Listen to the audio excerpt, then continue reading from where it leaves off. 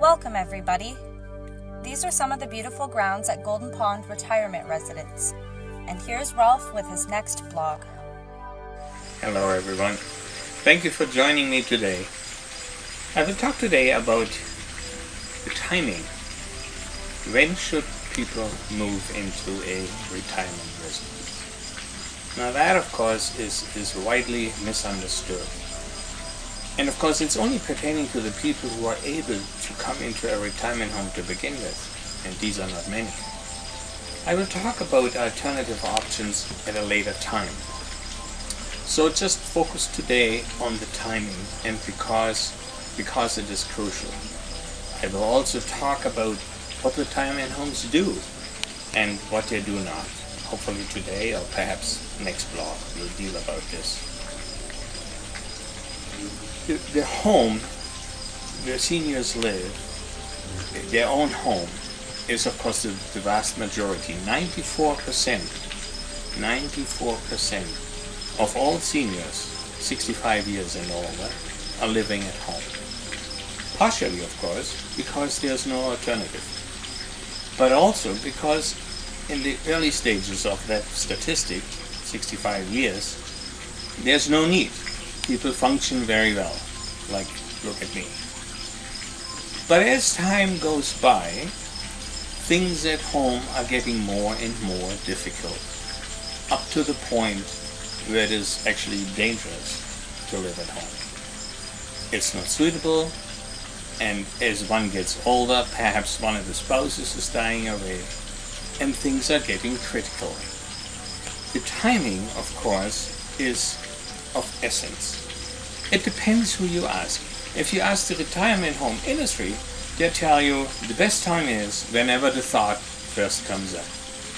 Well, that's wishful dreaming, of course.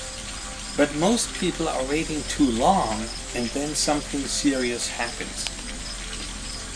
It also must be understood that retirement homes are private enterprises, and as such, they are not really keen of taking on 99-year-old mom, because there are complications to be expected, there are health issues to be expected. So every retirement home operator really would say, well, you should have come 10 years ago, but today it's like very dicey to take you along. So keep this in mind. But let's just say, rewind mom's life 14 years ago. And I'm painting this picture on purpose. 14 years ago, Dad passed away, and Mom first thought about moving into a retirement home. The cost at the time was $1,800. Mom only has $1,400 in pension. So right off the bat, Sonny says, well, Mom, you can't afford it, you have to stay home. Besides, there's really nothing wrong with you, so staying home it is. The thought that Sonny could contribute $400 a month to make this fly is really not very well received. And of course, Mom has this house, but selling the house for that is totally out of question. 42% of all seniors in the States are being supported for their retirement home costs, are being supported by family. In Canada, we do not have this mindset. Again and again, we are coming onto situations where Mom cannot afford it from her own income, and Sonny is not willing to contribute. Now that was 14 years ago.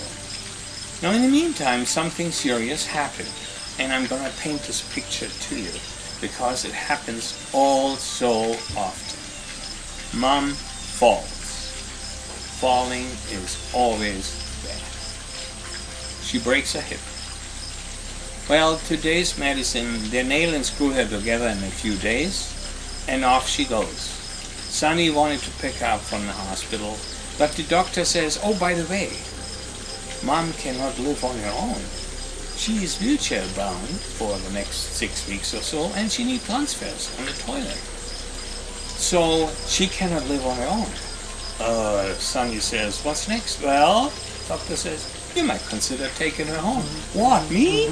Taking Mom home? You know what? I love Mom, but I could never live with her. Well, you know where that's heading to. Retirement home it is. So Mom goes into a retirement home. Because at this point there's no subject, because it's only temporary, or everyone thinks. Mom, however, discovers in these 6 weeks that it's not so bad after all. As a matter of fact, she likes it. And then she declares, I wish I would have known that it's so nice to live here, because I could have come years earlier. We have this situation all the time.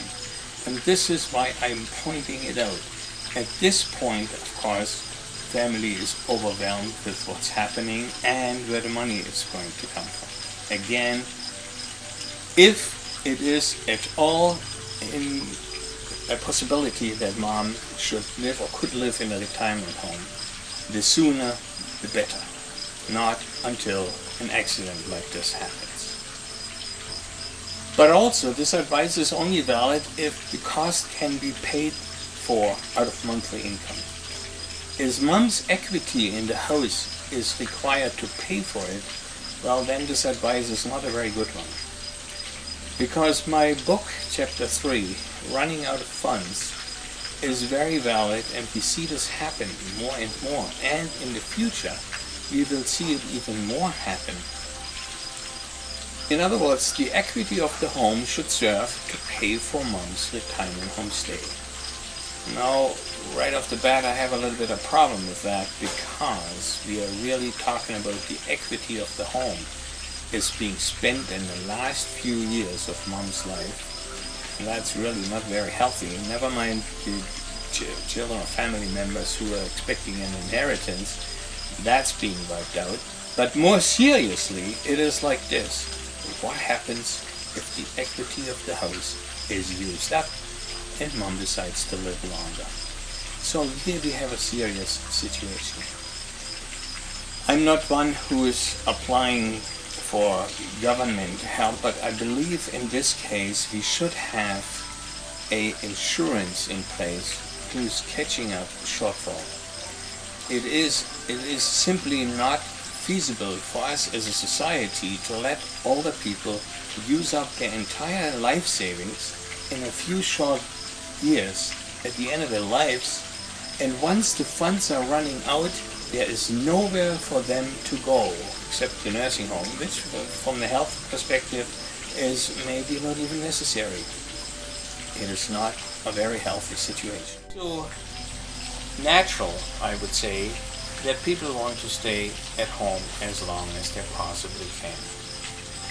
But when the need arises, it is important for family member to evaluate or assess if such a need exists. And it is really up to the family member at this point, because you cannot rely on what Mom is telling you. Mom either don't want to tell you the truth, or she simply doesn't know the truth. The truth is, she's probably needing more assistance than what she's willing to admit. So it is up to you to determine that. It is really a double-edged sword, because even if you have assessed in your own mind that she should need assistance, perhaps in a way of a retirement home or perhaps home care, it is Mom who will tell you, oh no, I don't need any help and I want to stay at home and no horses drag me out of here. They can carry me out feet first, but I'm not leaving. So here you have a problem that you in your own mind know that she needs assistance, but she refuses it. It's a very difficult situation. I'll give you another statistic. I said earlier that 94% of all seniors over 65 are staying at home. Now, if you think that the other 6% are in a retirement home, this is not so. They are living other alternative options, for instance, group homes or things like that. It is only 1.7% who are living in a retirement home. So this is the vast minority. Where do all the other folks live if they need assistance? Well, we talk about these options later on, as I said. I also wrote a book, as you know, which pinpoints and introduces all these options.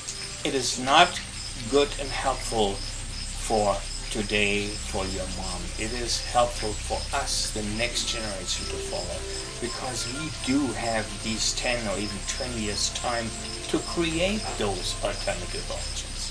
If you look at the other statistics, 92-year-olds just reaching the threshold of 50%. What that means is 50% of 92-year-old people are living at home. Now this is an astonishing number, because you can bet that many of these 92-year-olds are needing assistance. And they are basically destined to stay at home because there's nothing available for them except home care. Chances are they're just struggling to get through the day after day. Lonesomeness is another aspect which I really would like to dig into at a later time, because retirement homes, the setup of retirement homes maybe not 100%, but loneliness is certainly one aspect which shines. And I will talk about that in the section where I talk about what retirement homes do, and in particular what they do not. I mentioned before, I forgot to finish this, when Sonny decided that mom should stay at home because the retirement home would cost $1,800 and he would have to chip in $400 to make that work, and he decided not to part with that money. Today, after mom wants to stay in a retirement home, that same home is now $3,600. And this is my point I was trying to make. The cost of retirement homes has doubled in the last 14 years. For reasons, again, I'm pointing out in my book, there are lots of reasons why this is so, but moreover, if we as a society would pull our act together, we could stop or even reverse the trend of the retirement homes getting more and more expensive. There is no rhyme or reason, and if you look what the reasons are, you could easily say, well, this is not necessary, and this really you don't need. But as long as we have a common mindset that we need this and we need that, and this has to be and this has to be, then yes, the cost has to be borne. Conclusion, the timing is crucial. Watch out for signs that mom perhaps does need help and assistance, and also be aware of that the truth is either not known or is not being told. Make your own assessment, and once you determine, please go prepared. Go visit retirement homes just in case you have to go one day in a hurry. And if something unexpected happens, you know where to turn to because you have it all evaluated a little earlier on. This is my advice to you. So we talked about timing. The next time I will talk about what retirement homes do, and in particular what they do not do, because most people do not understand this, and it is quite surprising for me how few people know that. They're waiting far too long until mom is having so many health issues that nobody wants to take them anymore. And as a retirement home stay, it's really nursing home time. So what is a retirement home doing and what not will be the topic of the last blog. Thank you for listening in, and we'll see you next time. Bye for now.